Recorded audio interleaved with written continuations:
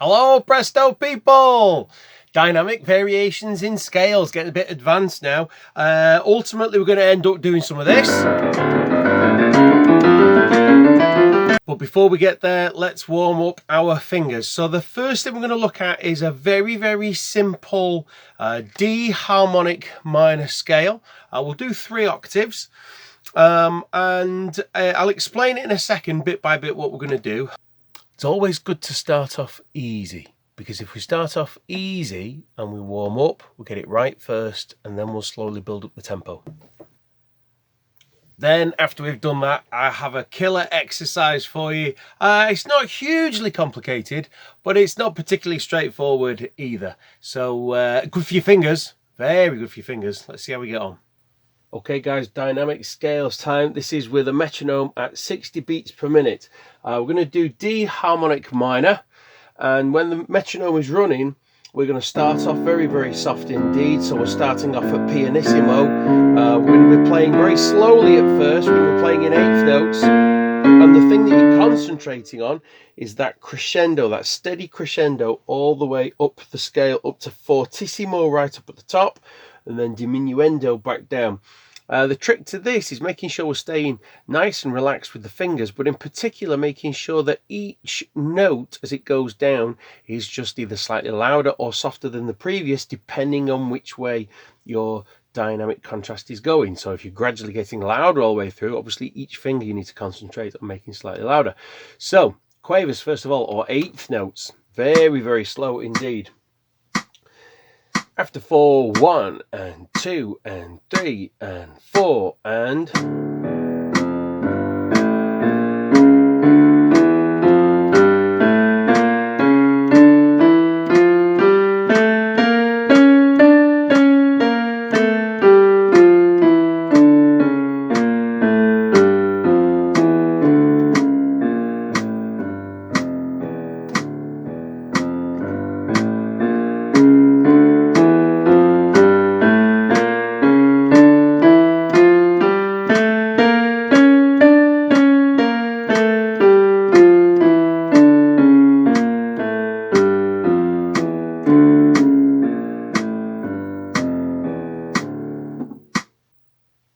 Let's try the same again, but this time starting off forte, and as we ascend, we're going to get up to pianissimo up at the top, and then coming back down will be that crescendo as we get down to the bottom of the scale.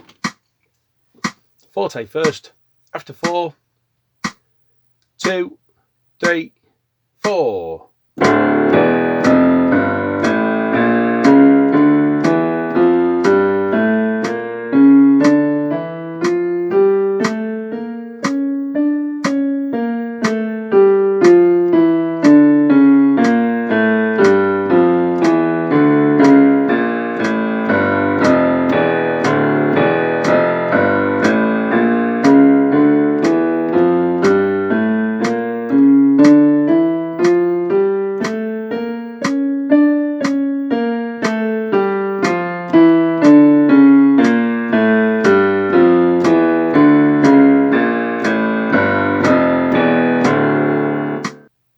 What kind of things are we trying to achieve whilst doing that?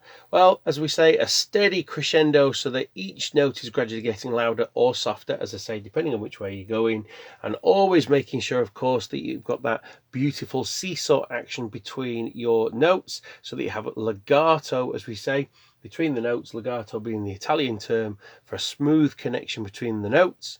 And that way there won't be a gap in between the notes, and you won't be blurring from one note to the next, which of course we always try and avoid. Make sure, of course, that your fingers are nice and relaxed and you are throwing your fingers down to achieve as much velocity and strength as possible in the fortissimo sections. So next, killer part. So we're going to start off in quavers, then we're going to do quaver triplets, then we're going to do semi-quavers, then we're going to do sextuplets, okay? Groups of 6. We'll actually phrase those groups of 6 in 2 groups of 3.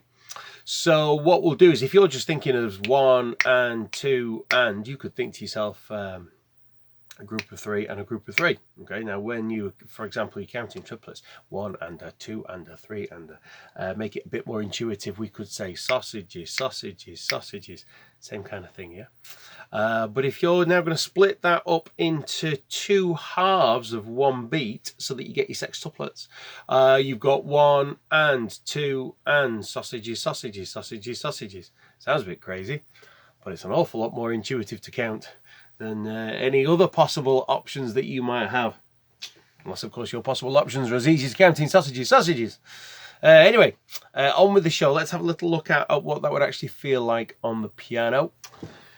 Let's be clear as well, we are going to be phrasing these in the groups as well. So when we say we're going to phrase a group of 2, we're going to phrase this pair of notes when we're doing the quavers. That's very much going to be slurred. That's going to be a drop, lift, drop, lift, drop, lift performance. Groups of 3, similar kind of things, in so much that we're going to drop and then slowly pick up our hands, drop, and then slowly be, softening our fingers as we play through the group of 3. Longer slurs, really, there's a lot of debate about this kind of thing, and they are often almost termed equal in some places, in so much that some people say that phrase marks and slurs are a similar kind of thing. To me, always has been, a slur is a short phrase, a phrase mark is a longer phrase. Slurs really beautifully played across short little passages where you're dropping your hand and then lifting it up. Anything longer than a few notes really is a phrase mark to me, in my book. There you go. But that's how we're going to do it in this exercise. Carry on. First of all, when you hear the metronome click, the metronome will be clicking in crotchets at 60 beats per minute, and we will do some super slow 1 and 2 and 3 and 4, and so you can hear there that I am phrasing in 8th notes or quavers, 1 and 2 and 3 and 4. Now that's a real challenge because in places there in the scale I've got 1 and 2. Notice now I've got to turn under and let go at the end of that slur. So it's an interesting and slightly different technique there. We're actually turning under and having to let go at the end of the slur.